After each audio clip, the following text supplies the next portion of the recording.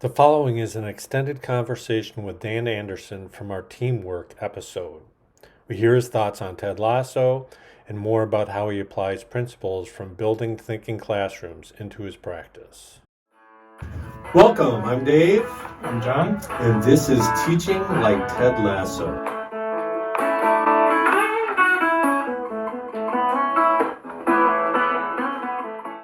We'd like to welcome Dan Anderson to the podcast. He is an exciting hockey coach and high school teacher in New York. Dan, would you please introduce yourself a little bit to our audience?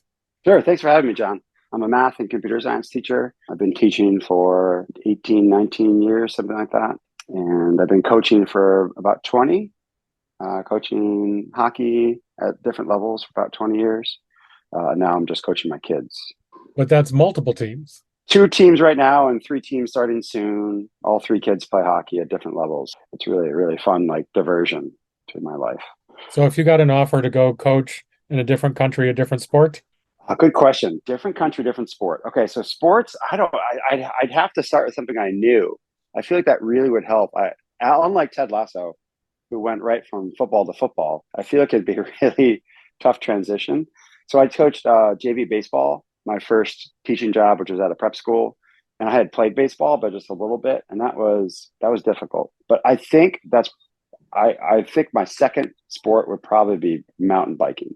I do mountain bike here and there. I used to mountain bike a little bit more. I feel like in some ways that the coaching wouldn't be as different. It's not like a team sport, so my burden would be a little bit less. It's a little bit easier there.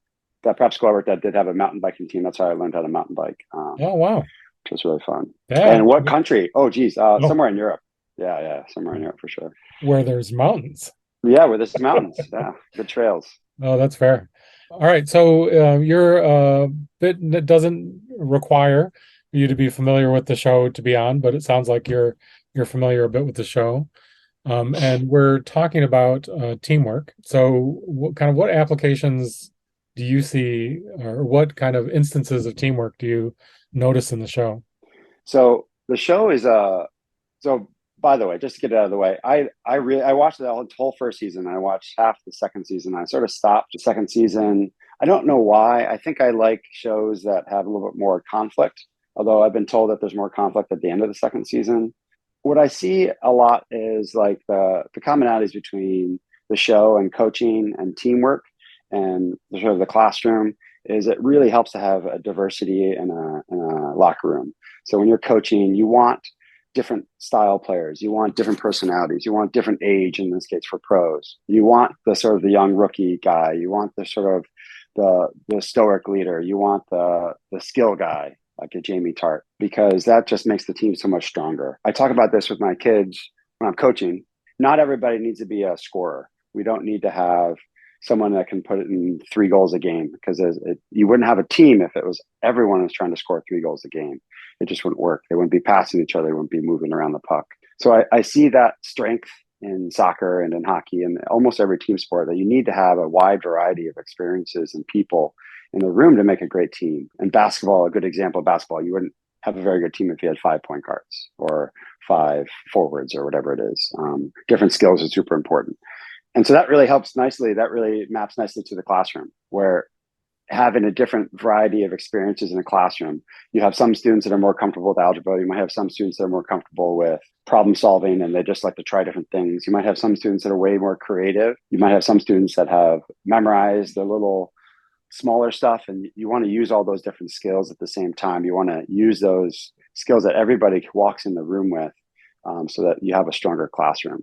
So there's some really nice commonalities there that I think fit between team sports and classroom and teaching. Yeah, I like that. And it's not immediately obvious. Like if we polled teachers, they might think that they wanted an entire classroom full of that ideal student or that dream student. But I love the diversity of your vision there. Our other guest on this episode, Joy Oslin, she'll talk about how many different ways there are to be smart in math. So that's nice if you're thinking about it from the kind of coaching connection about that.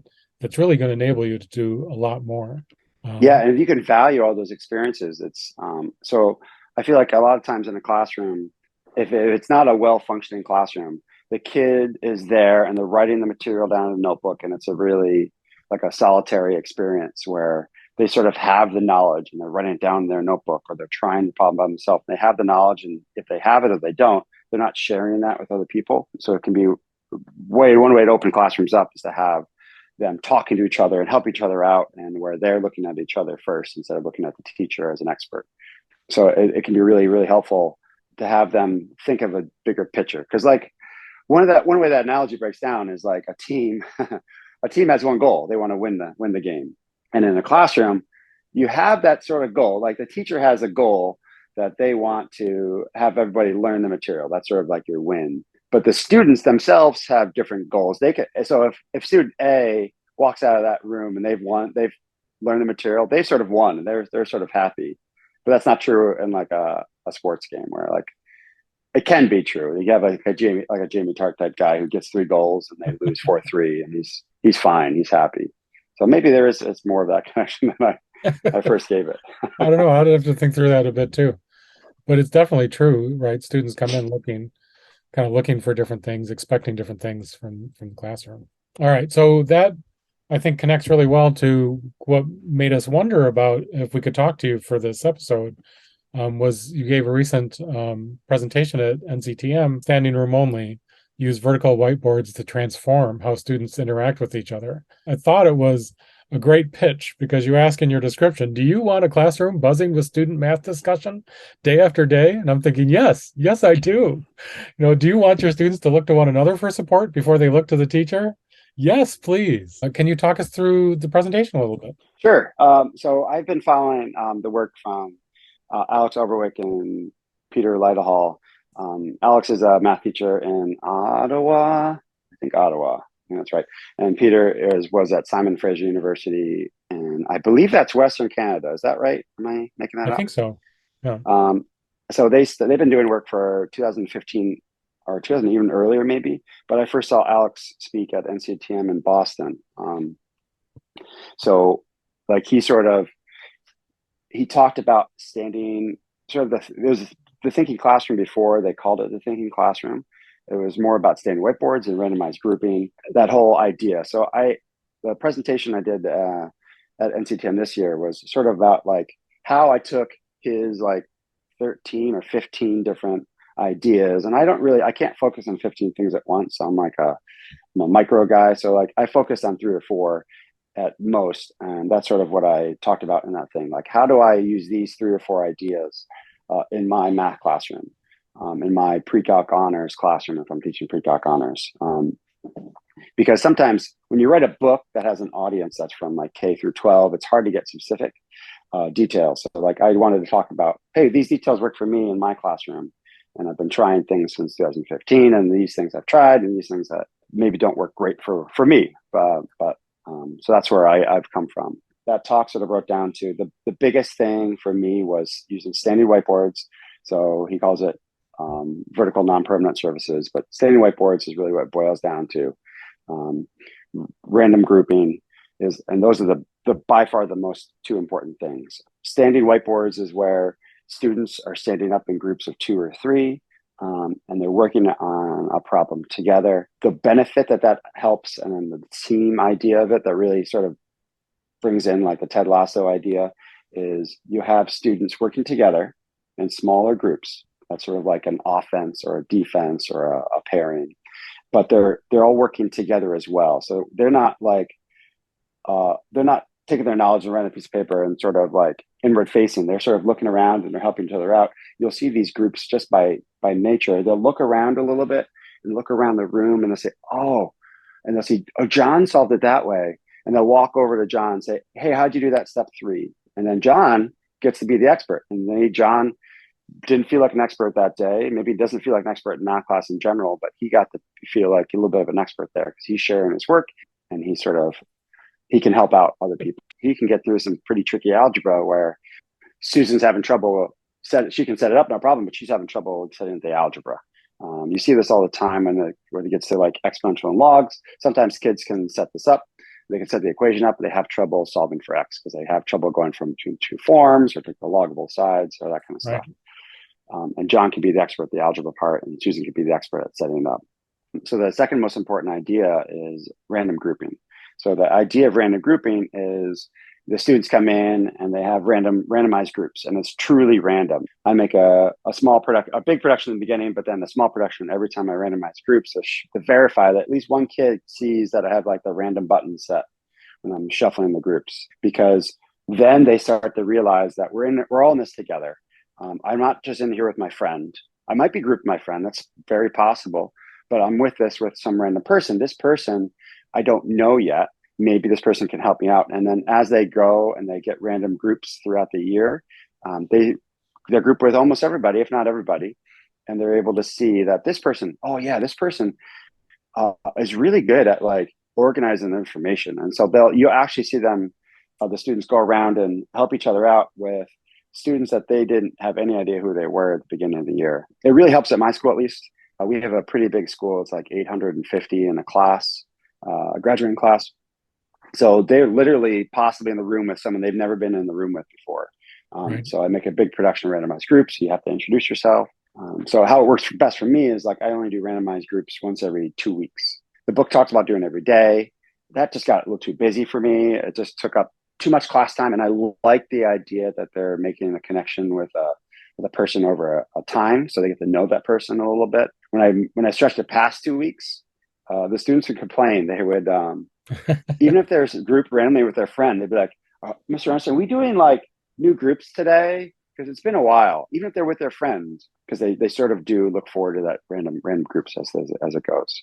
And then you get some really fun connections. Like I have sophomores, juniors, and seniors in my class, and you'll have last year we had like there was a quieter sophomore boy, and then there was like some like more gregarious seniors in that class, and he sort of got to know a bunch of the seniors so much so that I walked down the hallway one day when we didn't even have class, and they like a bunch of seniors called him out and brought him over, and they walked down the hallway with them, and that must have felt really good as a Yeah. sophomore to have like made a connection.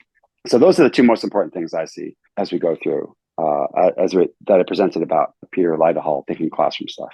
So it sounds like the buy-in from the learners is pretty solid. Like Yeah, you were so saying about the random groups, are the working on the whiteboards as well? it's huge. So one thing I got from I don't remember who did I stole it from somebody. Stole the idea from somebody, of course. It was like a teacher report card, so a student feedback form at the end of every quarter. And so whenever I make a change, I like throw a question about the change in on that. It's an anonymous feedback form, so the students are pretty honest with me about what's working, what's not. It's not 100% of the students love whiteboards, but it's a way higher. It's like 90 something percent in general. They come back. We love the whiteboards. We like the standing. We like the this. We like the this. And after I saw that, that's when I kept working with the whiteboards. Like I only sort of kept doing it after getting good feedback from the students. Same with the random grouping. Like originally, maybe I wouldn't be comfortable because when I first heard of random grouping, we all know as teachers, like there's definitely student A and student B. You don't want sitting next to each other. Like that's going to be a bad thing. Put those two next to each other, it's going to be rough. And if you randomize it, you have no idea. You have no control over that. But it ended up not being that bad. And I've taught it. I've done random groups from like everyone from Algebra 1 all the way through Calc. So it ended up not being as big of a deal as I thought. And the students like the randomized grouping, and you'll see in the responses that they have on the feedback form. I like being paired up with different people because I didn't know that this person was good at this thing, and they come back and they're honest, and they do prefer being grouped with a random person instead of being alphabetized or being teacher selected groups or whatever it is. What would be challenging for somebody who kind of wanted to get started trying this? That's a great question. The challenge in getting this started is probably getting whiteboards in your room. That's mostly the challenge. Like at the district I'm at right now, the administrators absolutely love it, but there's red tape that happens. Since I like to change classrooms every year, it's a big lift to get a classroom with whiteboards around it. Even if the administrators like it, it's still a lot of red tape. They have to do this and an order ticket. So getting that going can be difficult. There are some ways that quickly get started. There's shower board. You can get shower board at Lowe's or Home Depot for $12 for a sheet and put that up. And that's great. A lot of times the hardest thing when you read his book and read his literature, it's like, great, awesome. He's got really cool problems. He's having these groups. work on really fun problems. Like they're working on some really cool problem solving thing where they're trying to solve for like links in a gold chain, and they're trying to, but how do I teach like my curriculum? Because at the end of the day, at the end of the year, at the end of the quarter, I'm required to have a certain amount of things taught. And like that awesome, cool gold chain idea doesn't fit my curriculum at all. I have to teach about rational functions. I have to teach about this. I have to teach about completing the square. So how does that fit in? So one of the things I presented about was like, here's what I do. I just have I have problems, and problems up on the whiteboard, and they just go for it. And then eventually I'll take some pictures of solutions and put that up. I'll take a picture with my tablet so they can see that their work is being valued. But the hardest thing is like, how do I teach my curriculum this way? Teachers have trouble with, how do I teach my curriculum? So like we're just doing exponential log. So how do I do exponential log, solving an exponential log equation? I put up 4 problems and say, go for it, have fun. Let me know what you can get, where you can get stuck. And then you can walk around the room and see where they are. And so then the teacher's next step, that's the next part they get stuck on. And so you're like, but if it's all on the whiteboards, how do they learn from that? How are they going to write it all down? So another important step that I talked about in the presentation was like, meaningful note taking. How do you take notes? And so you really tap into their future self. You say, okay, sit down. Now that was your rough draft. You can sit down with your partner, because I make sure they're sitting with their random partner as well. Copy. We did 4 or 5 problems. Whichever one you think is most important, put that in your notebook and like make sure it's nice and clean, your solution. Because you might have made some mistakes in the whiteboard here and there. You'd made some false starts. Make sure the one that's in your notebook is all set. And then definitely talk through it with your neighbor to make sure that you understand what is happening at every step. And then a really important keyword to use is like your future forgetful self. What does Dave in 2 weeks want to have in the notebook? What does David want to have? What's your future self want to have in the notebook so you can refer back to it in 2 weeks? That's some real metacognition going on there then. Teachers have problems with that. So teachers have problems like they used to have 15 problems solved in their notebook at the end of this unit, and now they only have like 4. As that can be a problem. I don't think it is. I haven't seen that being a problem. A lot of students have that trouble too. Like they're the students that are really good at school. I get pre-calc honors kids. So they're kids that have like, school's been pretty straightforward for them. They know how to write that. If a teacher tells them to do something, they know how to write it carefully in a notebook. They're very neat and then so they get nervous about it too. Like, how am I not writing everything down? What if I need that stuff? So one way that helps me is like I put all my solutions in the tablet, and that's automatically a PDF that they have access to. So they can always look back at the notes if they need to. A lot of students have a lot of comfort with like taking a picture of their work on the whiteboard. They'll never look at that again, most likely, like ever. But if it makes them comfortable, why not? I don't care. And that one fun thing about that too is sometimes when they get super proud of a long solution, they'll have their friend take a picture, and then they go in front of the picture, which shows it's like it's sort of working for them. They like that idea. Sometimes they'll sign it. I've definitely seen that in class where the students get proud. They'll sign it at the bottom, and they'll purposely not erase it so the next class can see that they've solved this problem. That really gets at some of just the inherent value in problem solving, right? So if they're invested, they're solving it themselves. They're not just carrying out steps somebody told them. They've got ownership. My favorite thing is it just happened yesterday in class where I asked them to solve a problem they've never seen before. It was like 7 raised to the x equals 8 raised to the x plus 2. It's like an exponential function. It was an exponential function with different bases. So the students came up with 3 different ways to solve it. It was fantastic. And we have never solved that before. They would get stuck. They'd try things. It's funny because like one corner of the room, they all sort of work together. So it was like 2 or 3 groups sort of working together. Like they were talking. They're working in their groups of 2, but they're also talking to each other. So that corner solved it one way. And the other corner solved it a different way because they had gotten a different starting spot from some student. I don't know who that student was. And so they then they could share with each other. Here's how I solved it. Oh, I like that better. You know what? When I go to the notebook, I'm going to write your way because I like your way better. Or they're going to stay with their way. So tapping into their creativity is really a fun thing. Me personally, this semester, one of the classrooms I'm in is like the ideal. It's got 3 full whiteboards on 3 walls. It even has a little rack of portable whiteboards. And Awesome. another one has one tiny whiteboard in the front. And I haven't figured out to get a way to get more in. And, so we'll get a couple student solutions going, but it has nowhere near that same energy of kind of them being able to see all the different ways that people are working on it. The standing is really important for that energy level. The room I'm in right now is like has windows to the hallway, and there's one wall that I can't use for whiteboards. We don't have enough space for if they have like 25, 26 students. I don't have enough space for all the groups of standing. Two groups have to be sitting. And they're on these big whiteboards. So they're working together on big whiteboards, but not standing. So they're seated. And it's so much quieter with those groups than it is with the ones that are standing up. They're working well. They're working on math, and it's not like a problem per se. But they also get a little jealous. You'll see when they get assigned to that spot, they're like, "Oh, I was hoping I could stand." Sometimes, which is fun. I love that kind of laboratory aspect, though, that you're getting to see kind of what's the difference, even just with that one element removed. We got lucky with COVID money. We have the principal bought a bunch of like sort of portable, like rolly whiteboards that have two sides. So I snagged a bunch of those. So I have like 3 of those in the room. So that is really helpful. So if you get some access to those, that'd be great. I don't know if they have them somewhere on campus, but they might. We teach enough math classes in there. I think that would be worthwhile. Do you see, I feel like you touched on this a bit when you were talking about kind of that diversity in the classroom, but do you see a connection between this kind of learner collaboration and equity in the classroom?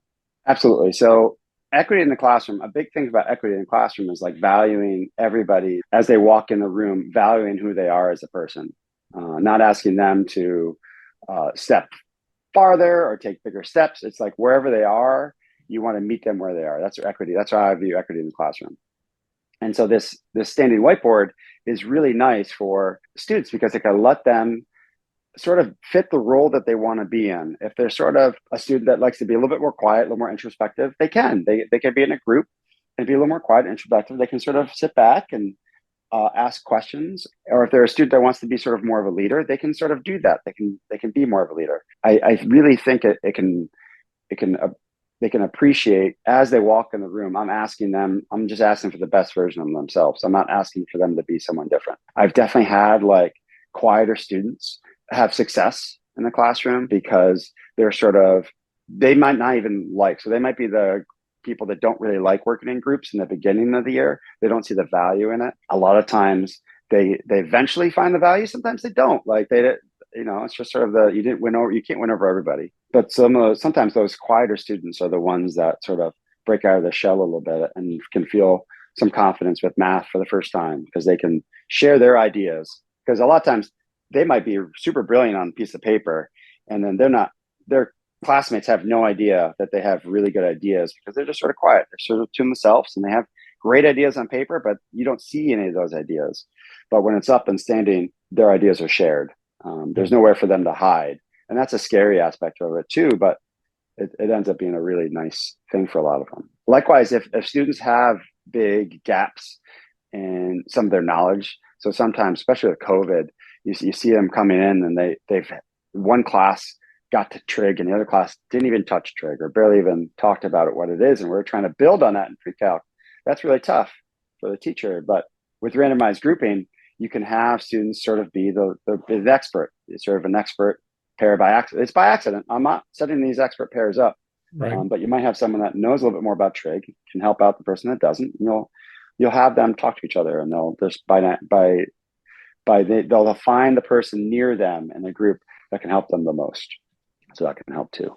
It's not something that teachers haven't had to deal with before, but No. Everybody's dealing with it now. Yeah, it's like it's more extreme. There's a big variety of stuff happening in the classroom. Is there anything that I haven't asked you about that you think would be good to share with people as they're thinking about this? Or I would try it out. You can try these thinking classroom ideas. So if you have a classroom that works, you have the standing whiteboards. I feel like that's number one, and groups are number two. You can start off with those problems that sort of a thinking problem, a problem solving problem. You don't have to do curriculum stuff. You can start it off small. You can do once a week. We're doing a problem solving problem standing up, and you can build in more curriculum problems. One really nice place that I do every day is a warm-up question. So warm-up questions Often, like I used to give them on paper, a little slip of paper, then I collect them, and then I don't know, I didn't I really have time to look over all Yeah. 30 papers or whatever it was. So I'd sort of get a gist. But with the thing classroom stuff, as they walk in the room, there's 5 warm-up problems on the board. Just go for it. And as they walk in, you can just it's so much easier as a teacher to gauge where the class is, especially if you're going to build on those warm-up questions. I thought I thought they knew how to solve those log equations, but it's clear that we need to talk about this again. We need to try some more problems before we move on. So warm-up questions is a really nice way to get them up and moving. They get up and talking. A lot of times kids are, I think of one other COVID thing is like, at least in our school, they're on the computers a ton for like 2-3 years straight, a ton of computer time. And so getting them up and moving can break them out of that sort of like small screen thinking where they're just sort of stuck in one little place. They can get up and move around. I like that a lot. And I love the vision of like you're literally surrounded by your formative assessments. One really nice thing about them having to work with somebody else is they'll start being more clear in their communication. So like I have a couple students that are like really sloppy, like really hard to read their math. And they're starting to realize the value of like, if I just like spend a little bit longer and be a little bit more careful on how I'm writing these things, then my partner won't have to ask me every single step. Like, what did I mean by that? Is that a 5 or is that an S? So they do learn communication skills, like soft skills like that, which are super important. Math is about communication. Like, it's not very useful if you just have the answer. I want to know why the answer is. The communication aspect of this is really important to me. Well, cognitively, it's just something different happens between like you putting that problem on the paper and you seeing it and you having to explain it to somebody else. That's a whole transition. And I Yeah. think there's so much more retention, the deeper understanding, that kind of trying to make sense of what somebody else is saying. There are just so many wonderful things going on there. And that's where that group size really helps. Like group size is a two of two. I've been doing 2 since COVID because we just had some spacing restrictions. Mhm. Generally, I think 3 is the best, but a group size of 2 or 3 is not that scary for most teenagers to explain to. If you put a group size of 10 there and you have to talk to 9 peers at once, that's a lot. Like that's a big jump. Yeah. But if it's only 1 or 2 people you're explaining to, it's not anywhere near as scary to them. So they can get comfortable with those small communication skills. And then you have, if you think about it, if there's one person explaining something to everybody and you have a class of 30, but there's 15 pairs, that's 15 people talking at once, 15 people thinking through instead of 1 or 2 people thinking through. There's one last question that I'm supposed to ask you here. First concert, best concert. First concert. So I think my first concert. So I'm trying to remember. I'm pretty sure it's. I went there when I was 15. It was like the year my friend drove because he was 16. It was Goldfinger, The Wise Store, and Fun Loving Criminals, and they were playing in Latham, New York. My favorite memory of that one is Fun Loving Criminals were playing. They had a song called Scooby Snacks, and I was like, that might have been the second Yeah. song they played. In the middle of that song, they're playing the song, and they look up, and at the soundboard, their manager was getting in a fight with somebody. Oh. They dropped their instruments, all ran up to join the fight. Concert over. So that was the end of the concert. That was my first concert, so that was pretty entertaining. My favorite concert, I'm gonna wimp out and choose 2. My wife and I went on our honeymoon to Ireland, and like by accident, we were ending up finishing up in Dublin and flying out. And on that night, that our last night in Ireland was U2 was playing. So we had to say U2 in Dublin, which was amazing. Wow. And Croke Stadium was like 80 or 100,000 people. It's just really, really great. And then 4 days later, we end up back in New York and we went to Coldplay.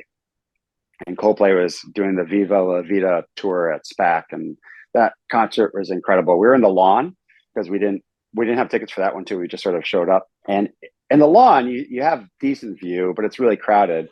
But in that concert, the band came all the way out and we saw like a little stage setting up and they played from 6 feet away 3 songs. So they went to that stage and we were 6 feet away from them playing their little song. It was a really, really fun set of concerts. That was like 4 days apart, those 2 concerts. What a week. It was great. It was great. Yeah.